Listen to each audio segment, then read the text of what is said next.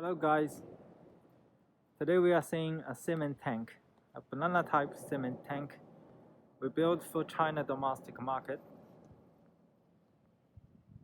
Same as other trailers, we have the air connection line in the front, the ABS light, and the electricity socket.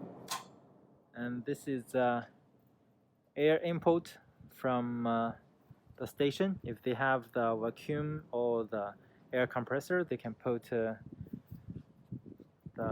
hose to the input, then comes with the safety valve and another two safety valve. This is valve and the disc valve. Here is the ladder. You can use this ladder to get to the top. We built two ladders, one in the front and one in the rear. The front one you can step on the tractor, go to the top, and the rear one you can just step the tire and go to the top. At the rear we have a port here, and those tubes we have explained in the last video. It gives pressure to the chamber in the front and the chamber in the rear, and then give the power to the nylon hose at the bottom of the tank. Then it liquefied the cement inside. Here's the gauge, the meter connected with the hose. Here's another meter. This is a sign by Chinese. It says the tank has pressure and forbidden to go to the top. I think they mean if you are not related with the operation, please do not go to the top. Okay, this is the toolbox, and this is the side protection. This is landing gear. Double side operation again. Another side, we can see it also has operation bar, left and right. Okay, in the bottom we have the 90 millimeter diameter kingpin and the kingpin plate. Here is the light. The light is very important because in the evening you need those light to give the light to the other drivers, and also reflector to show the width of the trailer to avoid the accident. Here is the hook. Please, you can lift it upside down if necessary. I mean, those are very necessary. When this semi-trailer flipped over accidentally, then you can use your crane to lift it up. The red and yellow color nylon tube is braking line. The black color hose harness is electricity line, same as other trailers. Okay, here is the side protection and mud guard. This is a discharge hose.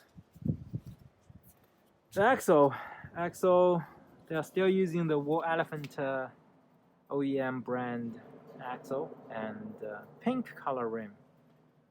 The Linglong tire made in China.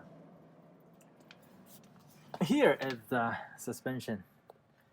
Typically leaf spring suspension.